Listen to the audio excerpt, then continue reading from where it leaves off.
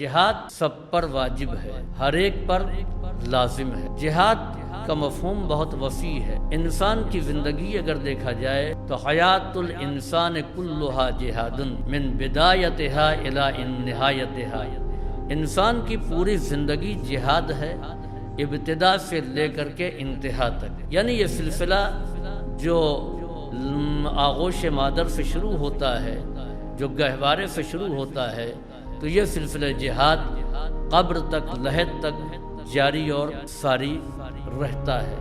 جہاد کے معنی ہے کوشش کرنا۔ کل میں نے اسے عرض کیا تھا کہ اللہ کی دی ہوئی صلاحیت کو کلمہ حق کی سربلندی میں صرف کرنا، اسی کا نام ہے جہاد۔ جہاد کے معنی کوشش کرنا ہے۔ اب یہ کوشش اگر منفی ہے تو یاد رکھیں کہ اس کا نام بھی جہاد ہے، مگر وہ جہاد نہیں ہے جس کا صاحبان ایمان سے مطالبہ کیا گیا ہے۔ آج کل طرح طرح کے جہاد جانے اور پہچانے جاتے ہیں، یہ فلاں جہاد، یہ فلاں جہاد، یہ فلاں جہاد۔ آپ جہاد کہتے رہیے، اسلام میں ہر جہاد عبادت نہیں ہے، بلکہ وہ جہاد عبادت ہے جو فی سبیل اللہ ہے۔ اس لیے ہر جہاد میں فی سبیل اللہ کی شرط کو لگایا گیا ہے۔ اگر زبان سے جہاد ہو رہا ہے تو وہ بھی فی سبیل اللہ ہونا چاہیے، قلم چل رہا ہے تو وہ بھی فی سبیل اللہ ہونا چاہیے، مال اور دولت کو خرچ کر رہے ہیں تو وہ بھی فی سبیل اللہ ہونا چاہیے، طاقت کو صرف کر رہے ہیں تو وہ بھی فی سبیل اللہ ہونا چاہیے۔ اس کے علاوہ اگر کوئی مقصد ہے تو اس کو جہاد نہیں کہا جائے گا۔ اور فی سبیل اللہ جو جہاد کیا جاتا ہے اس کے اندر بہت ہی شرطیں ہیں، تو جہاد بہت ہی وسیع مفہوم رکھتا ہے۔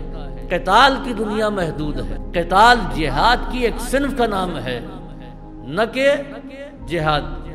قتال میں تلوار کا چلانا ضروری ہے، لشکر کے مقابلے میں لشکر، فوج کے مقابلے میں فوج، اسلحے کے مقابلے میں اسلحہ، لیکن جہاد میں ایسا نہیں ہے۔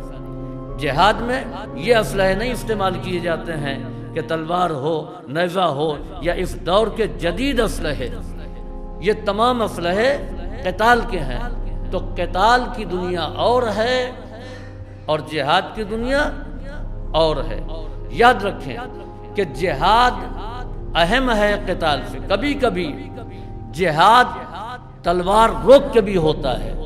قتال کے لیے ضروری ہے کہ اسلحہ چلایا جائے، نیزے کو آزمایا جائے، تیر کو مارا جائے، تلواروں کو استعمال کیا جائے، لیکن جہاد کبھی کبھی تلوار کو روک کر کے ہوتا ہے۔